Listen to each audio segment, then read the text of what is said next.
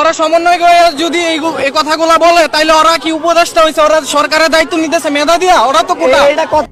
সমন্বয়কেরা যে উপদেষ্টা হলো তারাও তো যোগ্যতা দিয়ে হয়নি, তারা আন্দোলনের সুযোগটা কাজে লাগিয়ে উপদেষ্টা হয়ে গেছে, তারাও কোটার উপদেষ্টা। এবার সমন্বয়কদের সরাসরি অপমান করলো সাধারণ ছাত্ররা। কোটা আন্দোলনের পর সরকারের উপদেষ্টা হিসেবে দায়িত্ব নিয়েছে দুই সমন্বয়ক নাহিদ ইসলাম এবং আসিফ মাহমুদ। বর্তমানে মাঠে পর্যায়ে কাজ করছে আরও দুই সমন্বয়ক সার্জিস আলম এবং হাসনাত আব্দুল্লাহ। তবে তাদের নিয়ে আলোচনা সমালোচনা যেন থামছেই না। বর্তমানে এমন একটা পরিস্থিতি তৈরি হয়েছে, কারো কোনো কিছু প্রয়োজন হলেই মানুষ আন্দোলন শুরু করে দেয়।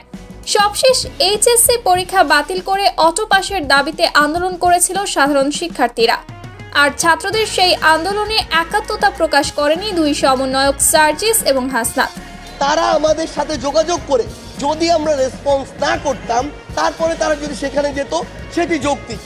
তখন তারা বলেছিল ছাত্রদের দাবি অযৌক্তিক। তারা আমাদের সাথে কোনো কথা না বলে প্রধান উপদেষ্টা ডক্টর ইউনূসের সাথে আলোচনা না করেই আন্দোলন শুরু করে দিয়েছে। তাদের দাবির পক্ষে সমন্বয়করা নেই।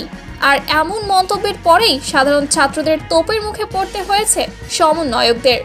আন্দোলনরত এক শিক্ষার্থী দাবি করেন, সমন্বয়কেরা যে উপদেষ্টা হলো তারাও তো যোগ্যতা দিয়ে হয়নি, তারা আন্দোলনের সুযোগটা কাজে লাগিয়ে উপদেষ্টা হয়ে গেছে, তারাও কোটার উপদেষ্টা।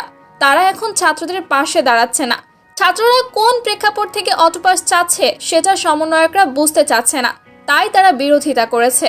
রীতিমতো সমন্বয়কদের সরাসরি অপমান করে দিল সাধারণ ছাত্র জনতা।